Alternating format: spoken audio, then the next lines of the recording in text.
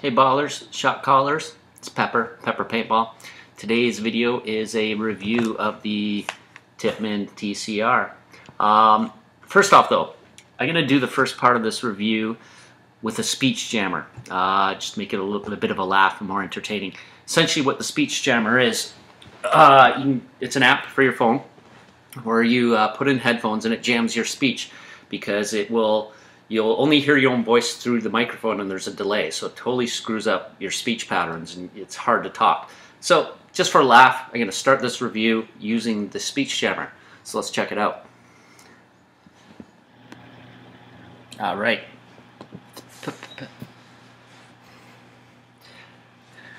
It's Pepper Paintball with the Tippmann TCR marker. Normally this marker is just all black, but I've painted it like I paint all my markers. So just a bit of a camo job. Anyways, it comes in this box, and in the box you will get the marker, obviously. You'll get some Allen keys, squeegee, barrel sock, extra O-ring. It'll come with a 12-round mag and a 7-round mag and the hopper adapter and a little bit of lube. Enough for amateur night at the porn set. Yes. So, the marker comes with a 11-inch barrel, a smooth bore barrel. Let's get rid of speech jammer. All right, back to normality. So yeah, it comes with 11-inch smooth bore barrel. This marker is first strike ready. So, of course, it's got a first strike breech, first strike round breech.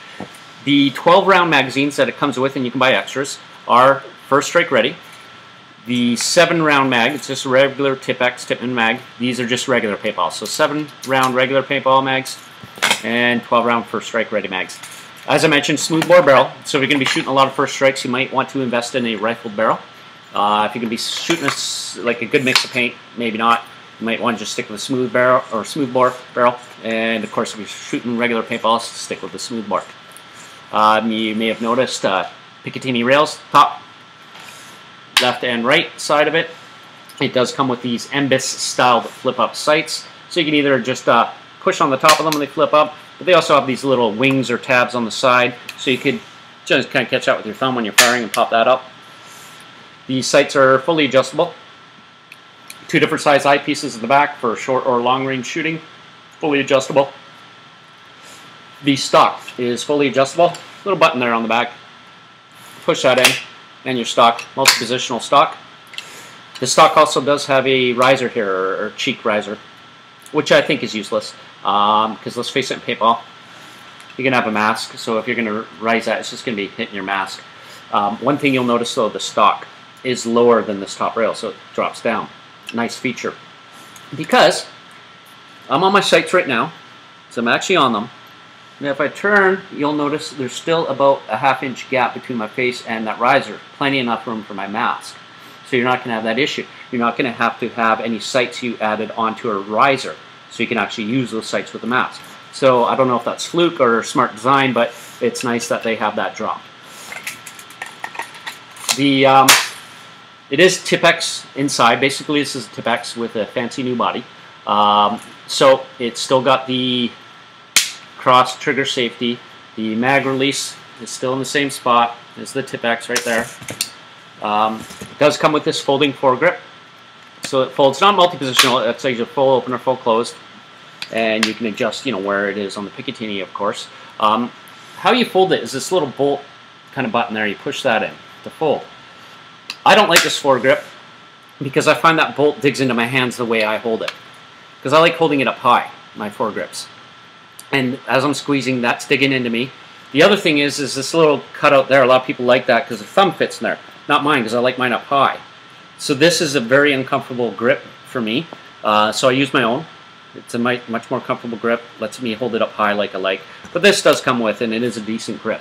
What else? Oh, the CO2 on it. So it uses CO2, 12 gram CO2 cartridges. And basically, let me get the sunlight out there. There we go. Basically, that Picatinny rail opens. I have a CO2 in there. So yeah, you grab your CO2, dump it in, give it a wiggle so it drops down, slam that closed, pull the trigger, that'll puncture the CO2, you're ready to go. So it's kind of nice, no way or nothing. You just pop your CO2 in there, pull the trigger, that first trigger pull is going to puncture the CO2, and it's ready to go. You can switch this opening, or CO2 port, let's call it, to the other side. You do require tools to do that, but you can switch it, so if you're a lefty. The other thing about this marker is it comes already with a remote line adapter, or nipple, let's say. And it's all folded in, so it's out of the way. No inconvenience, not catching on things, blah, blah, blah. But it just folds out. So now you got a nipple for running a remote line of CO2 or HPA. And if you're not using it, fold it in out of the way. I should mention, when you do run this off a remote line, you do need to keep an empty 12 gram CO2 cartridge in there. Essentially, that remote line's feeding that CO2 cartridge, whether it's HPA or CO2, it'll feed into that cartridge and from there to the valve. So you do need to keep an empty CO2 in there. Which is actually nice because you won't, some Tipp-X's or Tipp-X's out there, there's cases of them shooting hot because if you have CO2 in there, then you go run HPA in there, your HPA is going into that CO2, there's some CO2, I've seen cases of them shooting hot a shot or two when you first do that. You're not going to have that issue because it's actually designed this way. It's meant to have that CO2 stay in there, even if you're running HPA remote. What else? I mean, it's a nice looking marker. It feels good. Weight-wise, I don't know what the actual weight on this, but comparing it to the markers, I'd say this weighs about the same as a BT4 that's all dressed up with, you know, a body kit. Comparing it to other mag feds out there, the M17 CQC without its HPA tank on weighs about the same as this. This I could maybe even say maybe slightly heavier, probably a ½ pound heavier than the M17 CQC. But that's just me. I mean, Google it and you can find out that its actual weight. But yeah, it's not too heavy, it's not too light. It's nice, solid, durable. It feels really solid. Like you could go bat somebody over the head with it a few times, throw it down the stairs, drive over it, pick it up, and it's still fire. I don't know if that's true, but that's how it feels. It feels durable without being too heavy. Like I said, 12 round first strike ready mag comes with it. The 7-round regular paintball magazine comes with it. One other thing, actually, other than painting it, I took this off. Normally, this marker comes with this magazine carrier right there. I hate this thing, so I took it off. One reason I hate it is it was in the way. I found it, especially with the magazine in there, even worse, but it did it even empty, is it was catching on my jersey a lot. Especially if I go to do a switch hand, it was getting caught up. So I didn't want that, so I got rid of it. The other thing is, check this out. Now, of course, imagine this is normally on the gun, and you're holding the gun with one hand, so you'd only have one hand to do this. But look how hard it is to get this damn magazine in there. You can see me struggling with that. And I had two hands to do it. The other thing is getting it out. You have to kind of lift this tab to pull it, and it's hard to get out. So I found this almost useless for carrying an extra mag. I mean, essentially, you're going to have an extra mag there for a quick change. Boom, boom. You're not going to do it. You literally have to put the marker down and fiddle with it to get the stupid mag. So I got rid of this. But to each their own, of course. So yeah, normally comes with that, like I said, that extra magazine round there, or carrier there. But yeah, man, that's about all I can say about it until we go shoot it. So let's head outside and do some shooting. Actually, before we go shooting though, there's one thing I want to bring up. Mag feed. Mag feed there's the debate out there, you know, its issues and all that, mag feed versus hopper. I feel mag feed paintball can really be a pain in the ass. I love playing it. I've played with a lot of different mag fed markers. I've played quite a few games using mag fed. Some games were mag fed only, some were anything goes. You know, and there's always the debate, mag fed versus hopper. I'm not going to get into the debate, and that's not what I'm about. But I do want to bring up something about MagFed. Is the big issue for MagFed isn't being up against a hopper speedball guy. No, it's mag feeding. Mag feeding is the problem. Mag feed systems are a bit of a headache. And it's using a magazine feeding because they're prone to, the magazines are prone to dimpling balls, squishing balls, breaking balls, feeding them incorrectly, and just having basic mag feed headaches. You know, with the brakes, the chops, pulling your magazine out and paint just pouring out of your mag well, your pistol grip, because of mag feeding issues. That is the biggest flaw to mag feed. But there is one system out there called True Feed. Now keep in mind, this is unbiased review. I am in no way sponsored by Tippmann. I didn't get the TCR free to review. I paid my hard-earned cash for it. And so I'm not biased. Hands down. And I've played with Milsig gear. I've played with RAP4 gear. I've used the Milsig mags, D mags, 468 mags, all sorts. None of them feed consistently, truly, correctly, without problems, as well as Tippmann's system. And they call this the True Feed system. Brilliant name, because this is the only mag feed system I find out there that feeds truly and isn't prone to all these mag feeding issues, because you don't have the mags, you know, with the 20 rounds in a big U where you have to wind them up and stuff. You know, and some people argue that Tippmann magazines don't carry enough. But hey, man, 12 rounds. I'd rather kill 12 rounds, you know, just straight stack, where all 12 rounds are going to feed and fire, rather than a 20 round where some of them are going to be prone to failure. The other thing is if go search on YouTube, and you'll see a big tip out there for mag feeding players is to number all your mags. The reason why one of them causes a problem, you can see the number, know what magazine is, take it out of circulation until it's fixed or you address the issue of its mag feeding issues. You're not going to have that problem with the Tippmann True Feed system, because they're 7 rounds and they're 12 rounds now. Tried, tested, and proven. They work more consistently and better than any mag feed system out there, hands down. Not to mention that you have first strike round ready magazines. Tippmann makes them. Yeah, man, it's just the best mag feeding system out there is Tippmann's True Feed mag system. You know, and you know, some people argue Zeta mags. Well, there's a 20 round mag right there that's like True Feed. It's a straight stack. But no, those are 2 10 round mags glued together essentially, because you got a 20 round, but it's 10. Then you got to pull it out, pop a cap, flip it, and pop it back in. I'd rather just 12 rounds that I just pop in, fire my 12, and then dump it. Next one goes in. Anyways, the other thing is price point. A lot of people think the TCR is kind of expensive. In Canada, they're going for about $450. I don't know about the States, probably $4. But when you think about it, mag feed guns out there, most of them sitting about the $600 range. So the TCR is a better deal. It's cheaper. It's a more reliable, proven platform. Alternatively, some people compare it to a Tip-X, because essentially the TCR is a Tip-X with some new doodads and a new body. TIPX or Tip-X you can get for what, $250 in Canada? You know, so $200 more. Is there $200 worth of dressing on that TCR? Maybe, maybe not. But simple fact is, in Canada for $450 for a mag-fed gun that is reliable, durable, and works good consistently, it's worth every penny as far as I'm concerned, because it's better than those $600, $650 guns. You compare it to a Tip-X, yeah, it is quite a jump up from a Tip-X to that, but it does offer a lot more with the not just the body and the grips and the stock and all that, but the simple fact that it's got the HPA or remote line adapter and all that. It's worth every penny as far as I'm concerned. But enough of that, enough of my opinion. Let's go shoot. All right, on to shooting the TCR. I have a target out there exactly 26 feet away. I'm going to be doing this shooting not so much to test the accuracy of this marker because I still have to sight in my sights, etc. This is more just check the consistency, how smoothly it fires, see how many rounds we get through with a 12 gram CO2. I'm also going to shoot 3 different kinds of paint to see how this marker is on some. I'm going to shoot some almost rock hard rec balls, some mid-grade stuff, and I got some really high-end brittle stuff. So we'll see how this marker handles those 3 kinds of paint.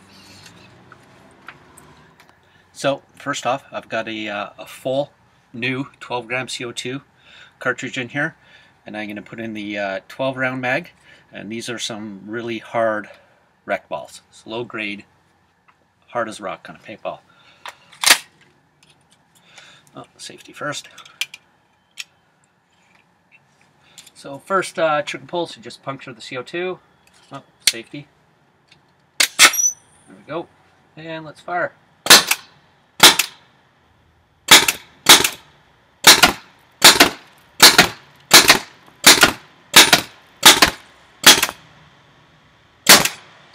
So 12 shots.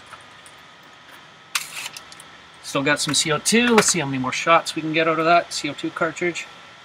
All those shots, 26 feet away, landed probably within just under a foot grouping. Not that I'm aiming hard, but pretty consistent. The shots seem to be all going the same. So now we're going to go in another 12 round. This is a mid-grade paint.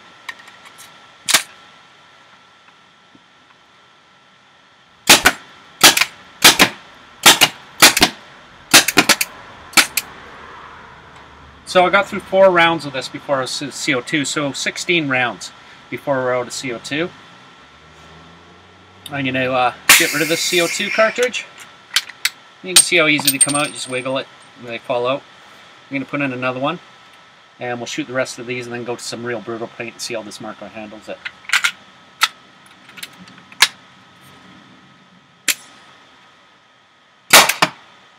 There was 1 barrel break.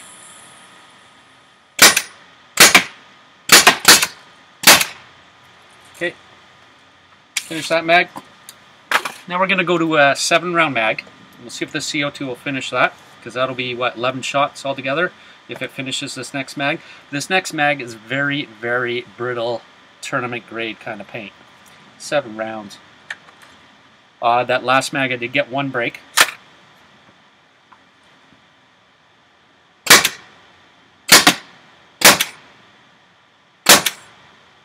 And I am no longer firing for some reason, so let's investigate.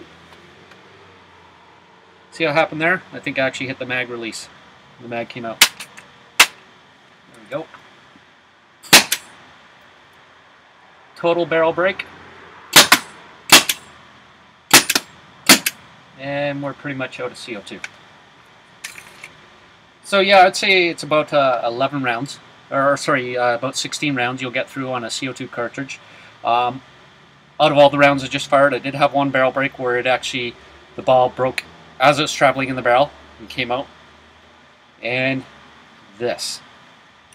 I did have 1 mag feed issue, but I don't even think that was mag feeding. You notice when it dropped the magazine, I slammed it back in. Well, you got to consider there was a ball in the breech at the time, so as that mag fell, so did that ball. And as I slammed it back in, it smashed that ball. After that smashed ball, I still was able to get off a couple shots, no problem. They cleared all that broken paint and shell, and the next shot went no problem.